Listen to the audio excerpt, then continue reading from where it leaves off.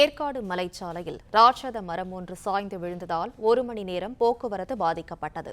இதுகுறித்த கூடுதல் விவரங்களை செய்தியாளர் ரமேஷ் வழங்க கேட்கலாம். ரமேஷ், வணக்கம். விவரங்களை சொல்லுங்க.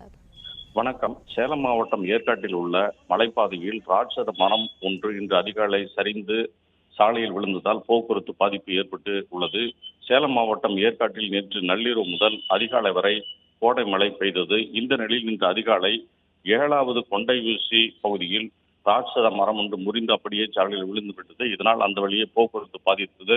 இதனை அறிந்த நெடுஞ்சாலைத்துறையினர் மற்றும் தீயணைப்பினர் விரைந்து வந்து சுமார் 1 மணி நேரத்திற்கு மேலாக மரக்கிளைகளை வெட்டி அங்கிருந்து அகற்றினர்.